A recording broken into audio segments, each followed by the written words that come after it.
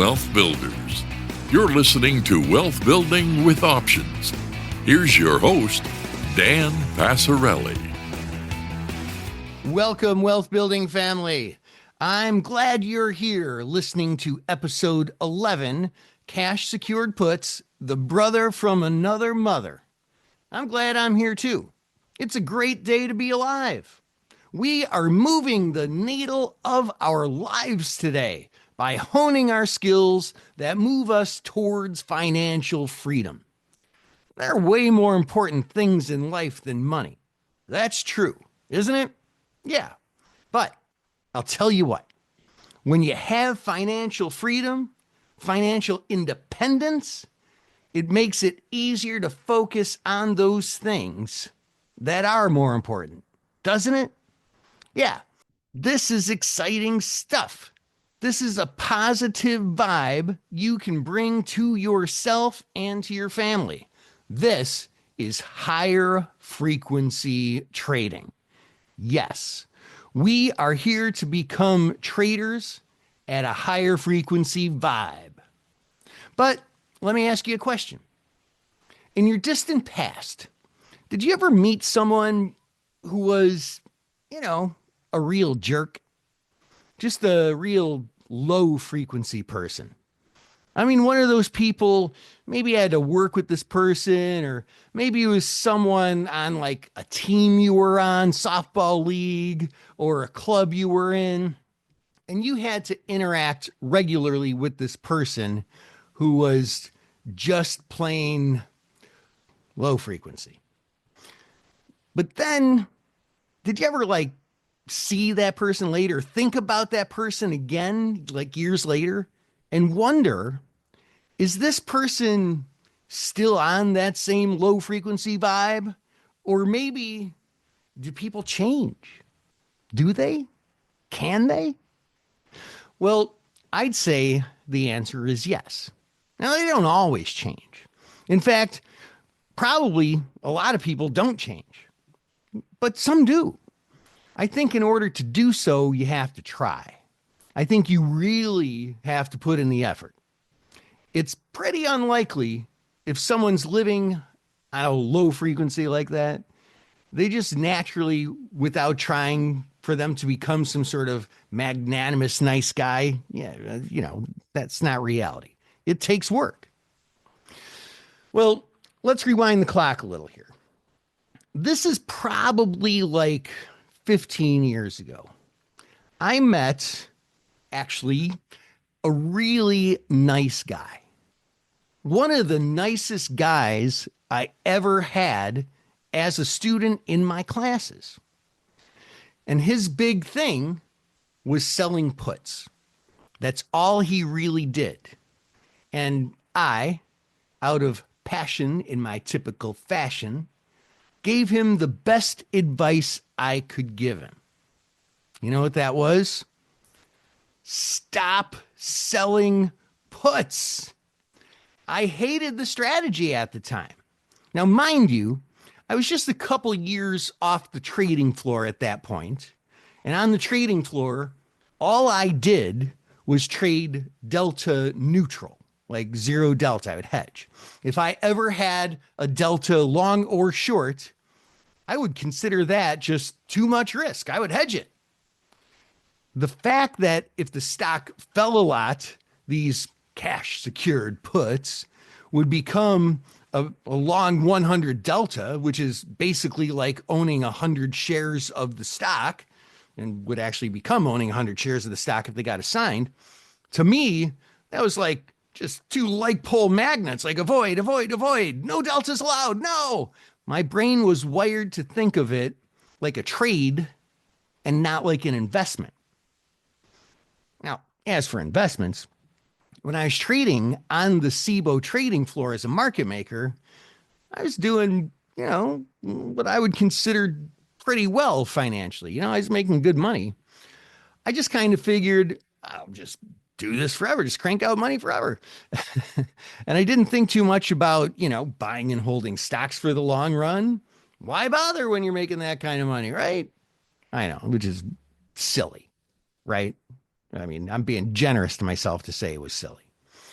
So, needless to say, around that time, cash secured puts, even covered calls for that matter, they were actually kind of foreign to me. But things changed. Back then, I knew exactly how selling puts worked. And I know now exactly how selling puts works. And they work the same now as they worked back then. But do you know what's different? How I think about them. Trading is very black and white. It's logical. It is left-brained. Yet, just the way you think about a trade can change it from a terrible trade to a great trade. It's the old quantum physics concept. When you change the way you look at things, the things you look at change. It's a little like this with covered calls, but it's really like this with their brother from another mother, cash secured puts. And that is what we'll be tuning the frequency on today. But before we jump in today, let's talk about how you can get the most out of the Wealth Building with Options community. First, consider sharing this podcast with like-minded people. Word of mouth is the best way to grow our community for all of us. And the more people you share ideas with and get frequency bounce back, the more you grow as a trader. Build that community around you. I'll help you. I'll help all of us. But the second thing you can do is you can get access to video extra podcast episodes and posts that chronicle my covered call and cash secure put trades that I'm making in my real brokerage account, my IRA. And you can do this by becoming a paid subscriber. For the cost of one of those fancy Starbucks just once a week, you'll get the video extras.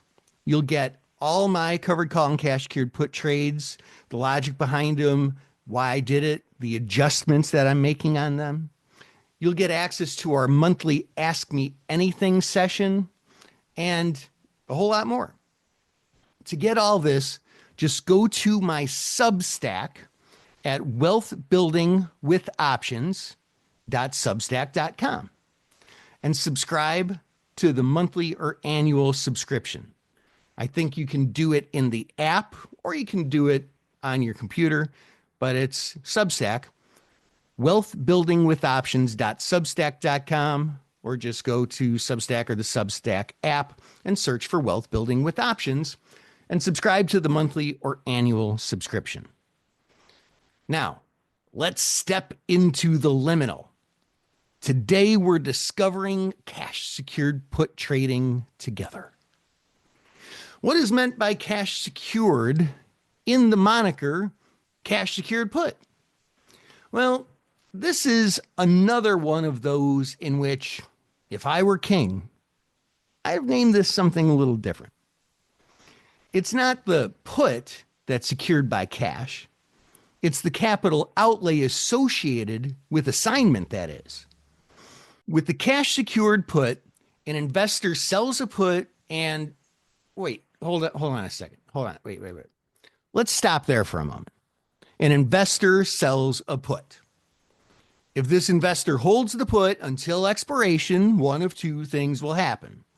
The underlying stock or ETF will be above the put strike price and the put will expire, or the underlying stock or ETF will be below the put strike and the put will be assigned and become a long stock position. Put novices might want to pause and think that through. If the stock is above the put strike price, the party who's long the put would not want to exercise the put to sell at the strike price, which is lower than where he or she could just short the stock without using the put.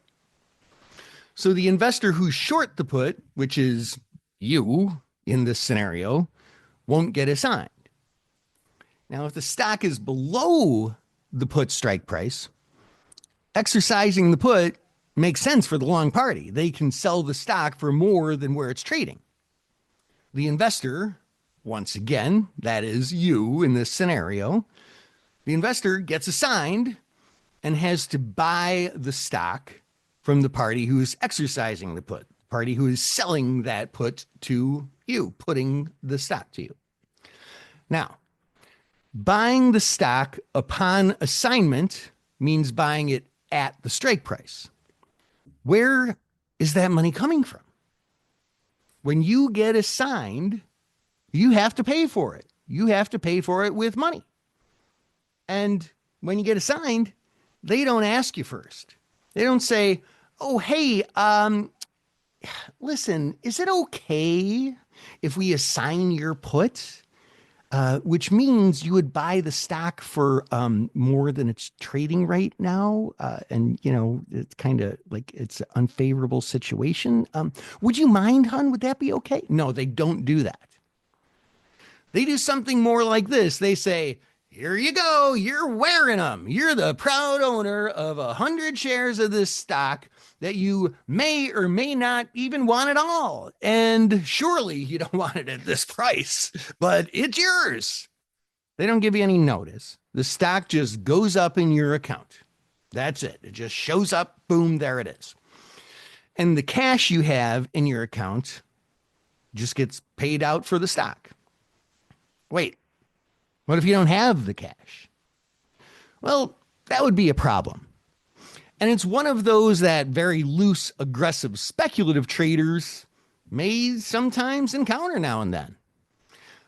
Let's talk about what happens if they encounter said problem. Well, they get what is called a margin call. Dun, dun, dun. A margin call is when the nice person from the brokerage firm calls you up and explains that you don't have enough money in your account for the stock that you, well, if you get to this point, it's pretty clear you don't want the stock, but you now own. And then they ask, which when I say ask, I actually mean tell you to put money into your account. And then, you know, there's some soft minor threats and that kind of thing. And if you say no, they ask you sternly to liquidate assets in the account to raise the cash. Like, you got to come up with the money. And here it's best not to say no, because if you do, don't worry, they will liquidate them for you. And they are not going to sell the assets in your account that are the ones that you would have sold. They're just going to say, eeny, meeny, miny, mo. Okay, you don't own this stock anymore. You sold that to come up with the cash. And it is probably not going to be at the prices that you would have wanted to sell these assets that you probably didn't want to sell anyway. So margin call, not a great scenario. But remember, it's how you think about it, right? And how you plan for it. As investors, using these things we call cash secured puts, we don't have these problems. Why? Because we've secured the potential purchase of that stock by holding enough cash to buy that stock if the put gets assigned. It is a cash secured put. And again, really, you know, I would have called it something else because it's not the put that's secured. It's the potential purchase of the stock that is secured by the cash. But the put assignment, the result of the put assignment is secured. Now, if you were listening to the previous episodes on covered calls and you were thinking to yourself, you know, covered calls, they're pretty easy to construct. Well, I mean, cash secured puts, they're going to be walking serotonin. To create a cash secured put, all the investor does is sells a put which is typically out of the money, meaning it has a lower strike than where the stock is currently trading. And the second part of that, just like covered calls have two parts, short call, long stock. Here we have short put and cash. The investor sells a put, usually out of the money, and holds as much cash as is needed to buy the stock if that put gets assigned. That would occur, assignment would occur, if the stock falls lower and is below the stock price. Assignment would occur if the stock falls lower and is below the put's strike price at expiration. Although, to be fair, it could get assigned early before expiration, but the stock would have to be far enough below the put's strike price. Really far enough so that it doesn't have any more extrinsic value or time value. Now, if you think about it, this is kind of a little bit like working a limit order, right? Wait, what do I mean by that? Hold on. Let's back up for a second. A lot of people make this analogy to a cash secured put being like working a limit order to buy shares of the underlying stock. And you think about it, it is kind of like that. And we're going to talk a lot more about that next week. You'd buy the stock at the strike price, which is lower than the stock price in most of the time. You'd buy the stock at the strike price if assigned, which would only occur if the stock becomes below that strike price. That would happen, again, at expiration or possibly before if the stock is far enough below the strike that the put has little or no time value. What's this like from a risk-reward standpoint? That's what we care about as option traders, right? How much can I lose? How much can I make? What's my chances of success? What does all this look like? It's actually pretty simple. The maximum profit that you can ever possibly make is the premium collected when the investor sells the put, which plays out if the stock is above the strike price at expiration. The put would expire, you get to keep the premium. Trade's over. And a loss would be realized if the stock falls far enough below the strike price that the put loses the credit collected in put premium. So if it falls below the strike price far enough that the value is bigger than the put premium you collected, that's because you would have to buy the put back at a higher price than where you sold it, right? So let's flesh this out a little bit. We've already talked about profit and loss diagrams in episodes 6 and 7.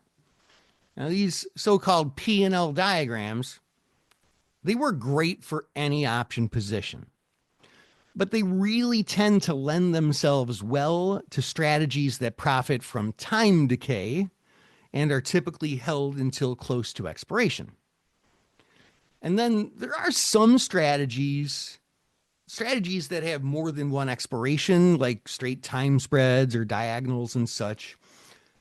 Those strategies kind of make it hard to use P&L diagrams because they have two different expirations, and we look at P&L diagrams at expiration. So which expiration? It's got to be the first expiration, but then there's another one that's not quite expired. So, it's a little bit messy when there's more than one expiration. But anyway, we're keeping it simple here. We got one expiration. Having already seen the covered call version of a P&L diagram, you'll probably catch on to how cash secured put P&L diagrams work pretty darn quick.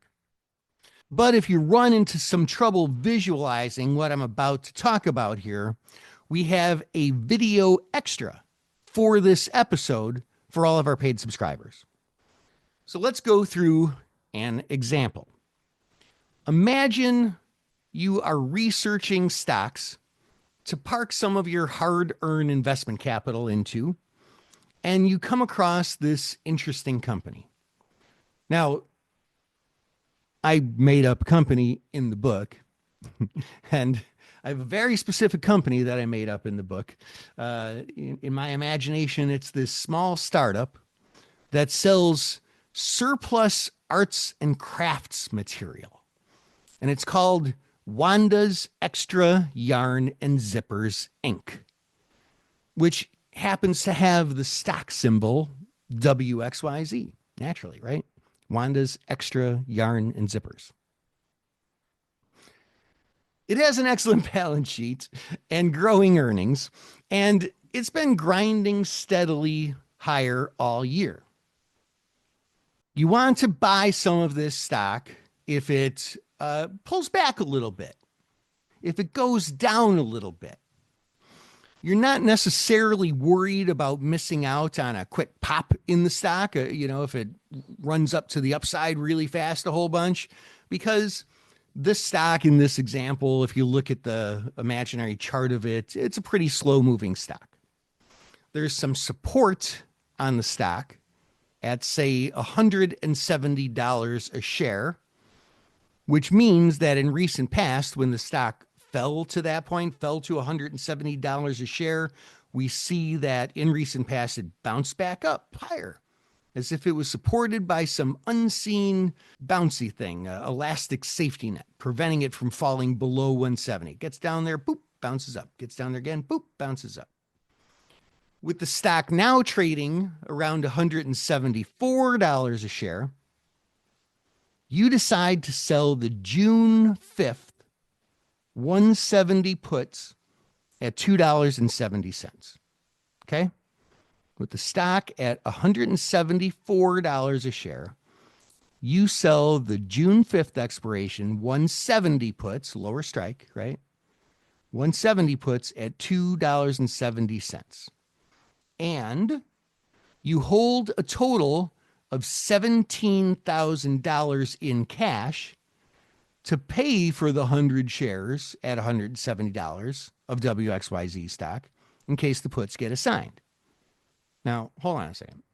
If you get assigned, what does that mean? It means you buy the stock at $170 a share, and you'd buy 100 shares.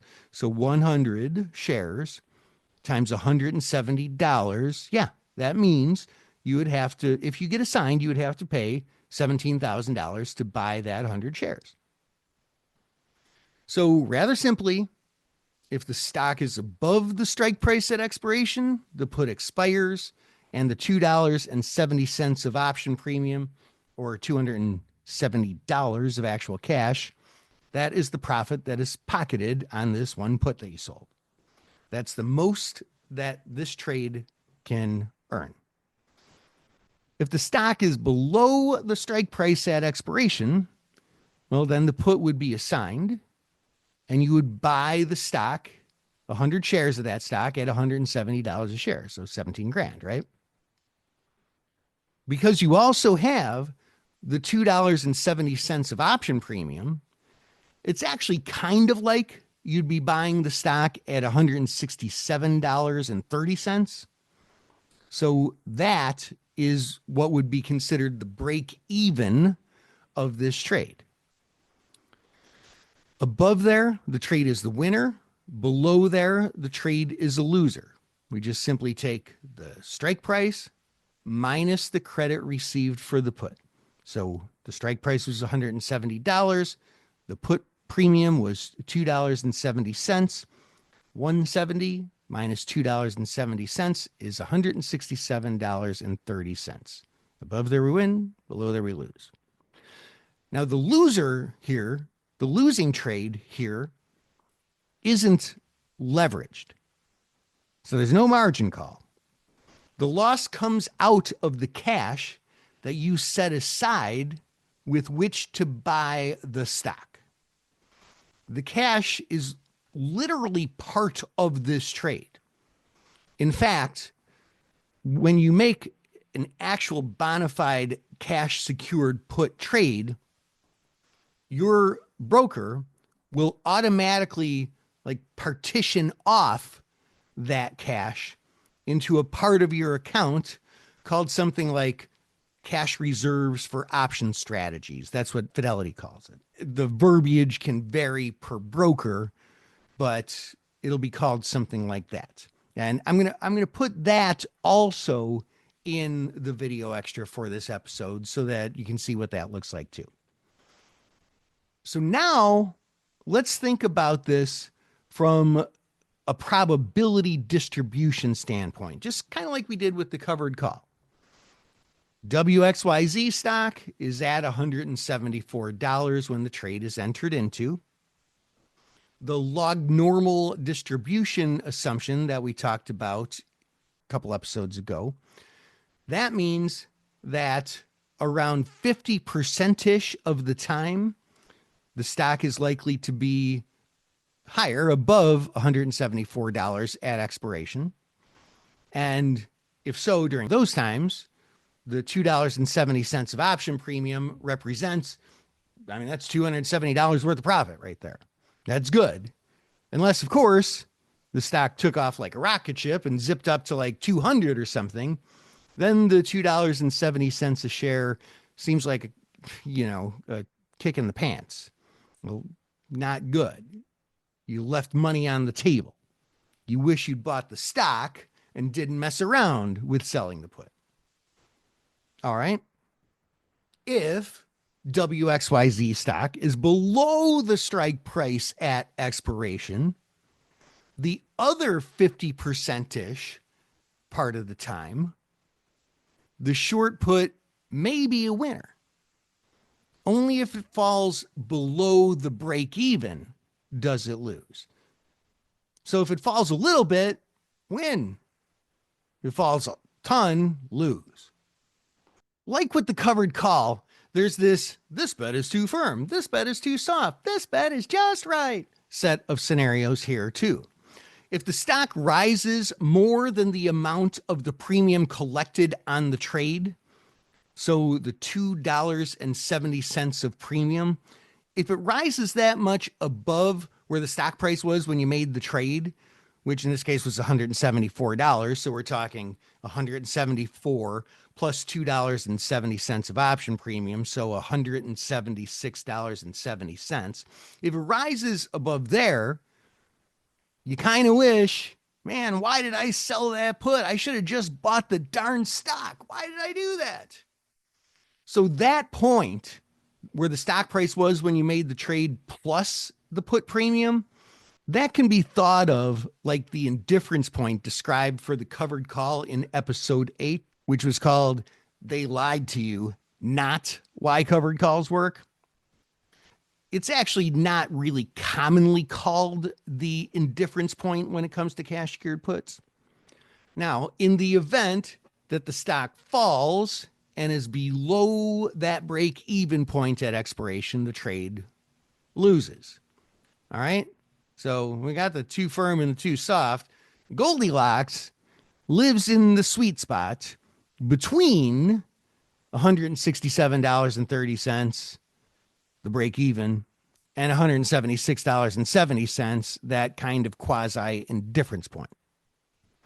As long as the stock is between those two prices, everybody's happy. It's a big freaking party. The investor does better than having done nothing and better than having just bought the stock.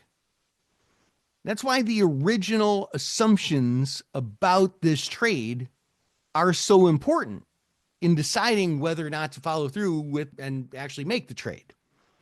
So let's start with the upside or stock rising scenario. So the original assumption of this trade that I mentioned earlier was that you're not necessarily worried about missing out on a quick pop on the stock really taking off because the stock is usually kind of a slow mover on the chart, right? Remember we talked about that? If you did think the stock is going to the moon, you would choose a different strategy, like maybe buying the stock or a call or something like that, some different strategy that can make more than $2.70 a share if it really takes off. You don't want to cap your profits if you think it's going to zoom to the moon.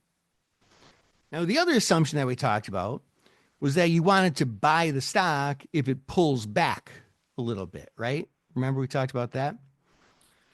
So another sweet spot here is the assignment sweet spot. Imagine the stock in this example we've been talking about. It's trading below its 170 strike price at expiration. So you get assigned. Well, you also still have that $2.70 of option premium, right? So you can consider your all-in cost of the stock to basically be $167.30. If you get assigned and the stock is above that point, but below the strike price, right? Because it would have to be below the strike price to get assigned at expiration. If it's between that actual break even, 167.30 and 170, you got a really sweet bargain on the stock. It's a pretty darn nice when that happens. But, it usually doesn't. Likely more often, you'll experience getting assigned and take some heat on the stock for a bit. By that, I mean, you might be down some money on the stock until or if the stock ends up going back higher above the break-even price, above that effective purchase price. So predicating the trade on wanting to buy the stock as a long-term investment, that can be a very important assumption for whether to make the trade or not.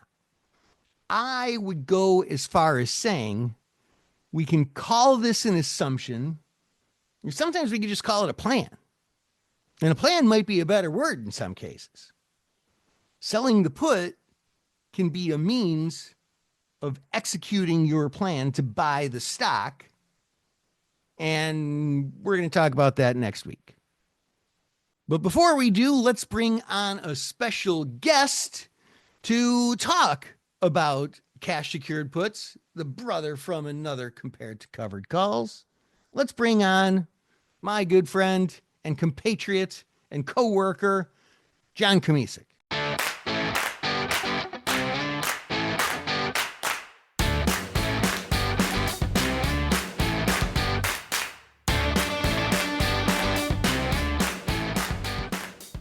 Hey, John. Hello, everyone. Hello. Good to be back. Glad to be back. We're going to be talking about cash secured puts today. I think last time you were on, we talked about covered calls. They're brother from another mother, I like to say. Mm-hmm. And you work with a lot of our student traders, primarily in a lot of ways, but one of the ways with one-on-one coaching. So do a lot of the market taker student traders, do they use cash secured puts?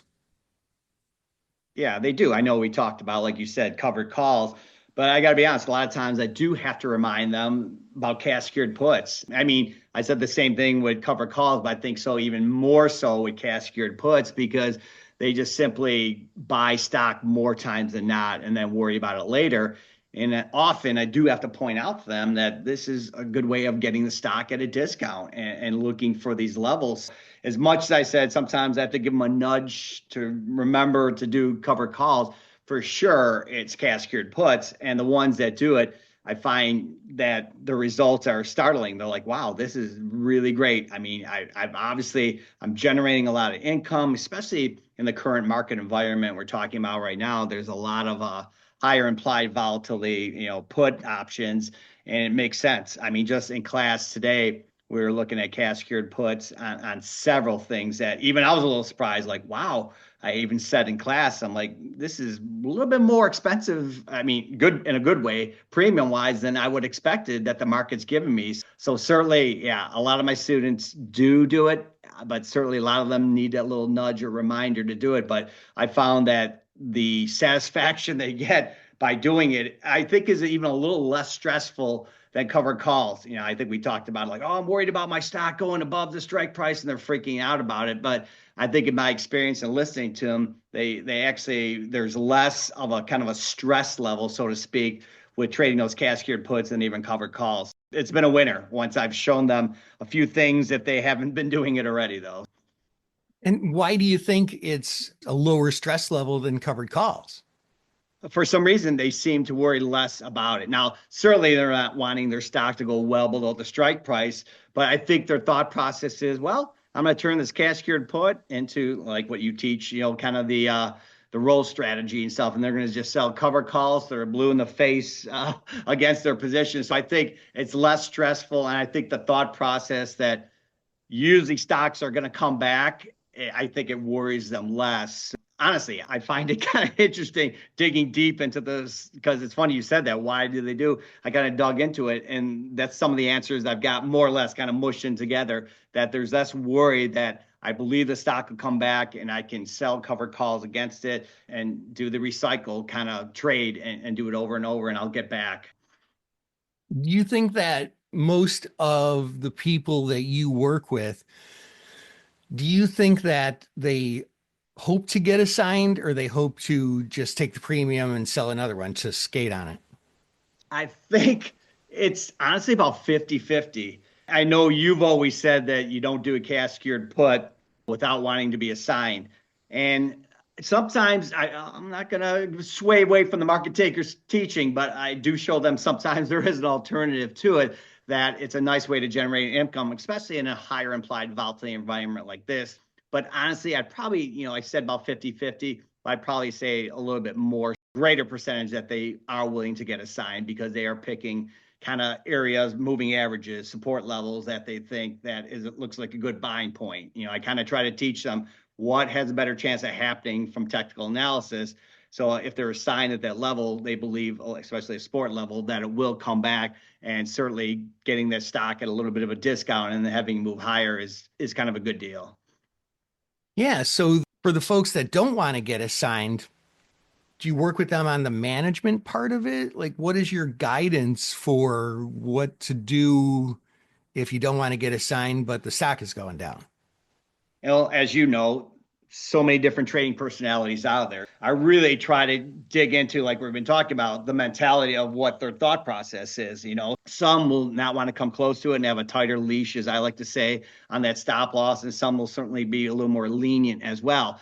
And for those that are maybe a little bit apprehensive, I'll sometimes say, you know what, add a further out of the money long put as kind of like a little bit of a safety net. And I found that actually helps a lot of time, even from a psychological level, if you are a little bit apprehensive about, wow, what John, what if the stock goes down too much and stuff? I think that comforts it. But the moral of the story is, I think everyone's a little bit different, but I really try to work with them to find out what they're comfortable doing, and so on and so forth then too. What's kind of your thought process on that, Dan? Because I know you do an awful lot of cash secured puts yourself. Yeah, mostly I want to get assigned, but honestly, not always. There are some times where it just looks like a stock is very, very likely to stay above this level. And I wouldn't just sell the cash secured put if I wasn't fine being assigned and then converting it into a covered call. We call the wheel strategy, which we'll be talking about on this podcast quite a bit in the future. But yeah, most of the time, I kind of want to get assigned. And I do have some little tips and tricks for sometimes when I'm in the money and we're close to expiration. Sometimes I'll still roll to take in more premium, but still hope to get assigned. I'll roll into it in the money. But yeah, I mean, that's a main thing we recorded this episode a little bit earlier when the market was down almost about 8-9% from its high. And I was sitting in some cash and used that cash to sell cash secured puts and got assigned on some of them, and happy about it. Some of those stocks are currently underwater, but that's okay. I mean, I make the analogy like sometimes you buy a stock and next thing you know, a week later, it's a little lower than it was where I bought it. You don't panic. You know it's a long-term investment, so I'm okay with that as well. One of the reasons why I really like cash secured puts is because when the markets go down, as you pointed out earlier, John, the implied volatility gets higher and you're just able to sell these much, much richer premiums. And it just makes the whole process work even better, I think. Yeah. No, that's a disciplined trader on your part, practicing what you preach, but you can tell just between your experience, though, you don't get excited. And I find, again, people don't get as excited about the cash secured puts, but there's still some wringing of hands and gnashing of teeth a little bit, though, when the stock is going down. But it certainly takes some time and some experience to get to the level where you don't panic at all and you have your certain levels and your certain management plans, depending on what the stock is doing as close to its expiration as well. Yeah, I think it's hard for a lot of traders to get over that hump of, hey, it's okay. This is part of the plan. Probably buy the stock if the stock goes lower, buy it on a dip, which is kind of, it's funny. It's kind of the opposite of what a lot of traders do.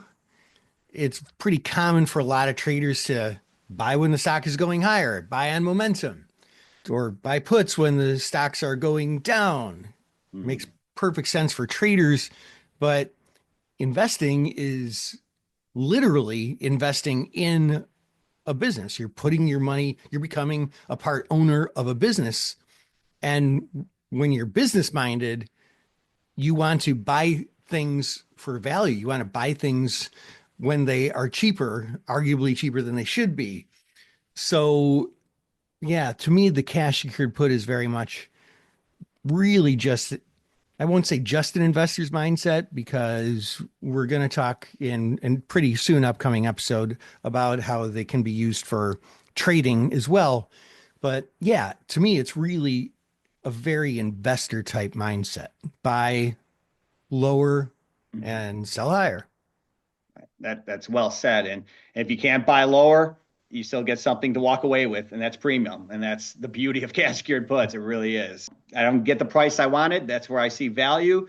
It didn't get there. I walk away with something. So that's great.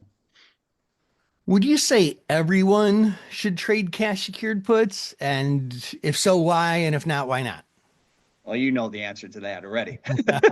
I know. Leading Should everyone question. trade anything? Yeah, exactly. It just certainly account size is one thing. Let's get away from the emotional aspect, the psychological aspects of trading. Certainly, you've got a $2,000 account, and it kind of limits you to what you're looking at, so to speak, and stuff. But certainly, it's a mindset as well, like any option strategy. You know, I always say, is when you first learn about options, if you're not learning as an investor doing what we're talking about, covered calls and cash secured puts, you learn the long call, long put, and then you move away from that. Oh, I'm a premium seller. Only, babies buy options. I'm a professional. I sell premium. So one of my pet peeves in general, people that never buy calls and puts. You know what? I think the stock's going higher. I'm going to sell this put, whether it's a cash secured put or not, for $50. But if I would have bought a call, I made $400. To me, again, it's one of those things, but I think it's not for everyone, certainly not for everyone with smaller account sizes, but there's always, again, cheaper underlyings as well then too, that makes sense, but you just don't want to force the trade either, just because this is all you can afford. So I have to look at a stock that's only $8. But certainly I think as an investor that, as you mentioned, is looking to get, inexpensive and buying opportunities, it's a must-have in your arsenal. That's for sure. That's one of the things that I talk about. I mean, really all the time, that every option strategy out there serves a specific purpose. And they could serve more than one. You can do more things with the cash secured put, try and get into a stock or try and skate and just take the premium and maybe even some other things. But yeah, it's not the only trade you should ever make. There's a lot of times when you should not be using it. And there's a lot of times when certain people should not be using it because it just doesn't help them meet their objectives. But yeah, I mean, there's some pretty good objectives that can be employed for it. Like trading into a stock or like just scooping up some extra expensive premium when you are okay rolling into a covered call and getting in, just doing that wheel strategy. Mhm. So yeah, I'm on the same page with you for sure. It's not for everyone, but it's for investors who have, I would say, a big enough account, but big enough isn't like $200,000. I mean, big enough is like $20,000. Mhm. If you're investing, if you have an account that's big enough where you can invest in stocks by buying the shares outright, yeah, I mean, this is a great thing to add to your arsenal, in my opinion. Yeah. And another thing that I always caution traders that are doing cash secure puts, using it for an averaging down too, which you always want to be careful no matter how you're averaging down.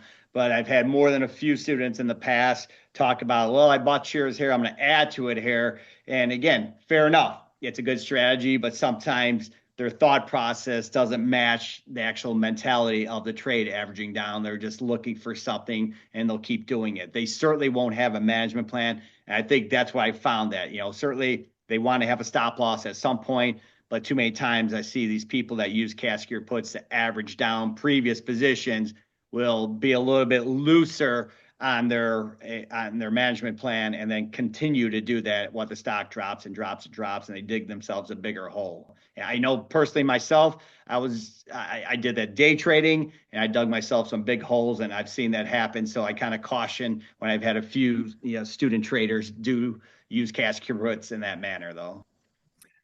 Yeah, the main place that I trade covered calls and cash secured puts is in my Fidelity account where I have a couple IRAs.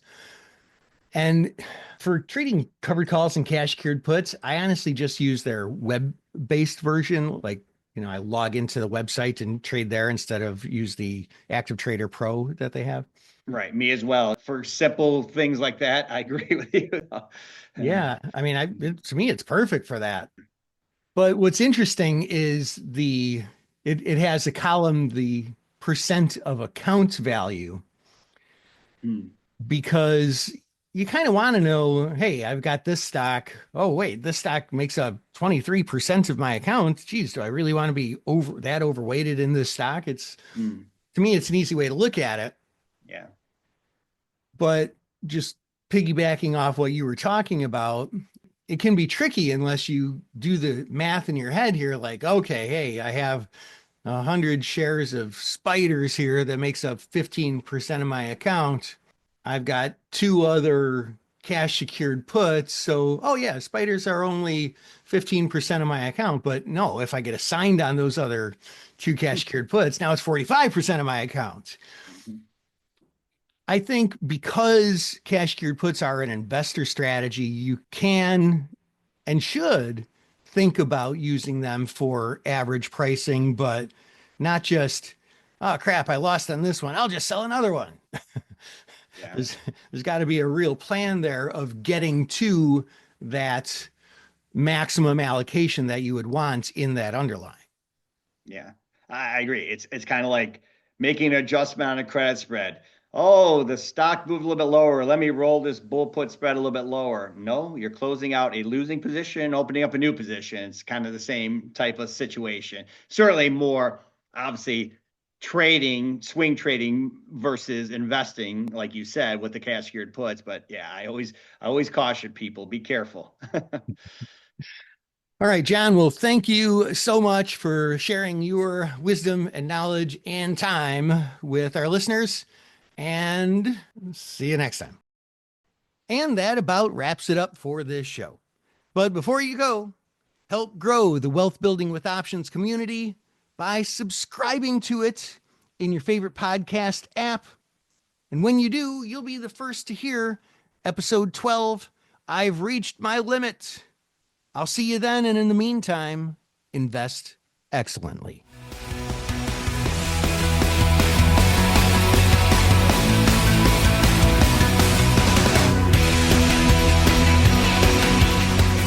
Options involve risk and are not suitable for all investors.